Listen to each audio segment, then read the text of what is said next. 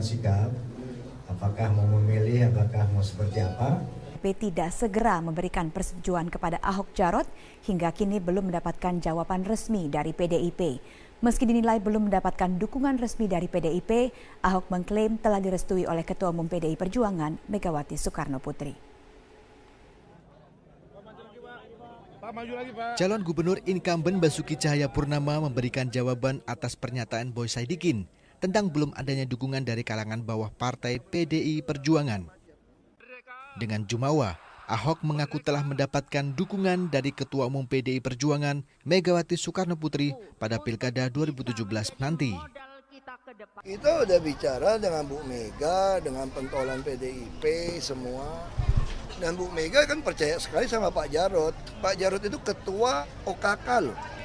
Organisasi apa, kepemudaan apa gitu, apa saya nggak tahu lah. Pokoknya itu orang ketiga di partai PDIP Pak Jarot. Nomor ketum, sekjen, dan ketua OKK. Jadi Pak Jarot ini orang kepercayaan Bu Mega.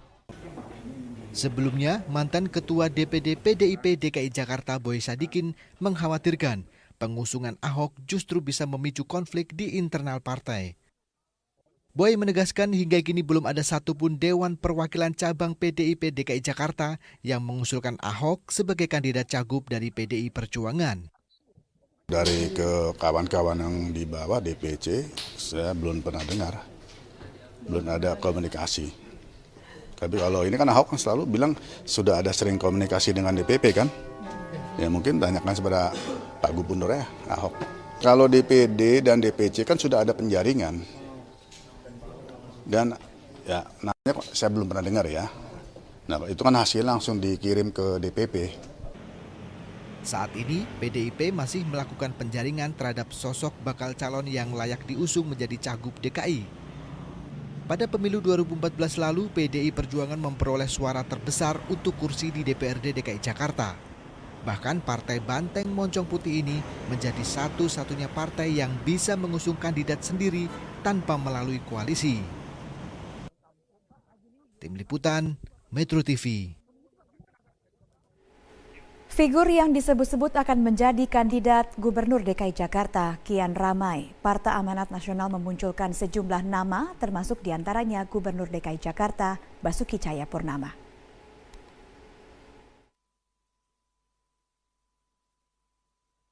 Partai Amanat Nasional telah menyebut sejumlah nama yang akan mereka usung dalam pemilihan Gubernur DKI Jakarta.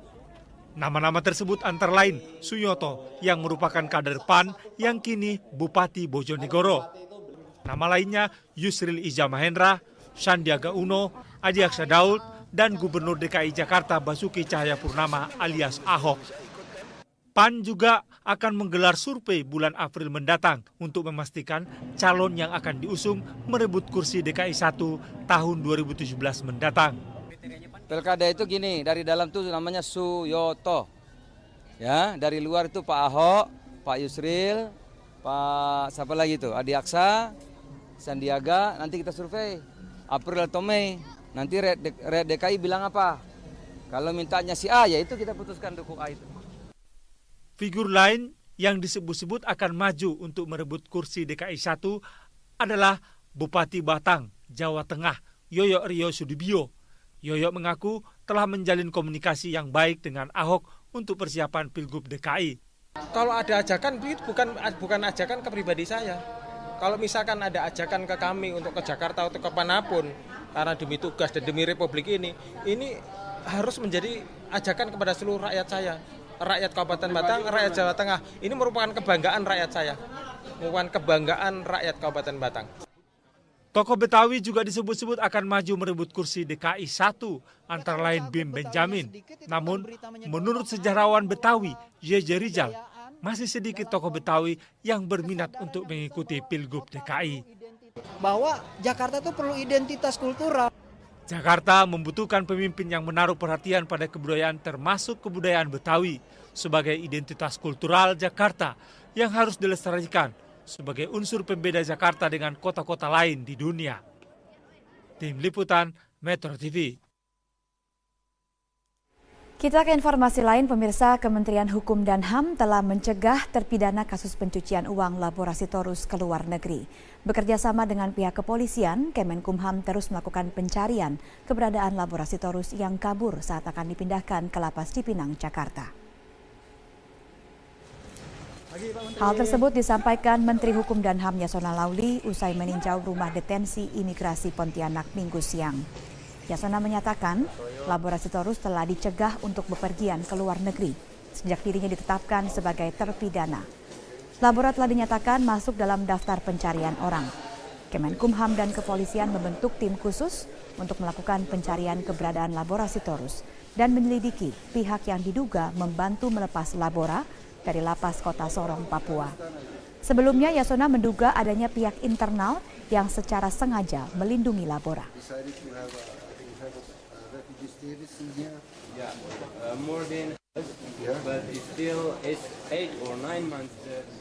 Pemirsa, sejak kasusnya mencuat di tahun 2013, negara seakan tidak berdaya menghadapi Labora Sitorus. Menurut Dirjen Pas Kemenkumham Iwayan Kusmianta Dusak, Labora sulit ditangkap karena mendapat perlindungan warga. Turun, Pak, turun.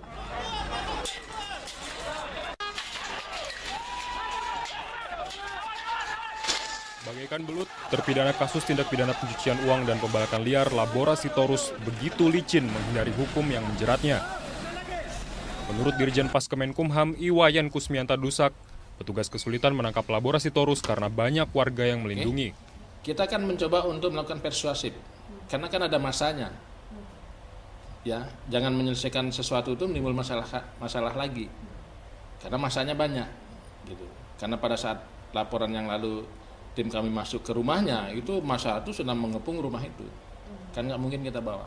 Begitu tim kami di sana aja udah dikepung. Apakah gara-gara jemput orang terus 12 orang mati? Kan tidak itu yang kita inginkan. Atau sebaliknya, masyarakatnya yang mati. Bukan itu. Ini kan ada cara-caranya. Gitu. Ini soalnya kasusnya spesial. Sementara itu Menko Polhukam Luhut Panjaitan meminta Labora dicari sampai dapat. Ya enggak, kalau dia kita cari. Kalau memang kabur kita hajar. Oke, jadi kita cari ya. Harus kembali ke sel ya, Pak? Sejak kasusnya mencuat pada Mei 2013, Labora seringkali membuat repot petugas dengan ulahnya.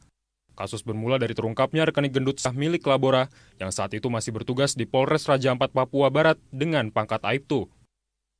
Hingga pada Februari 2014, Labora ditangkap dari rumahnya di Tambak Garam, Sorong, dan dijebloskan ke penjara. Pengadilan menjatuhkan hukuman 2 tahun penjara dan denda 50 juta rupiah untuk kasus pencucian uang, kepemilikan bahan bakar ilegal, dan pembalakan liar pada Februari 2014. Maret 2014, Labora keluar dari Lapas Sorong dengan alasan sakit dan tidak pernah kembali lagi ke lapas.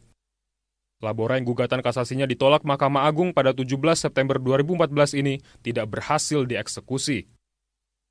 Labora kembali beralasan sakit dan dirawat di Rumah Sakit Pertamina Sorong pada November 2015.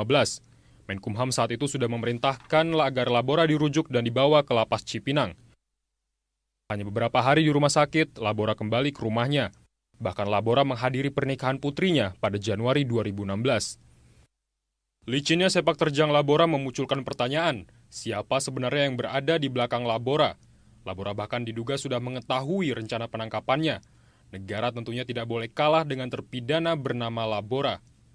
Tim Liputan, Metro TV.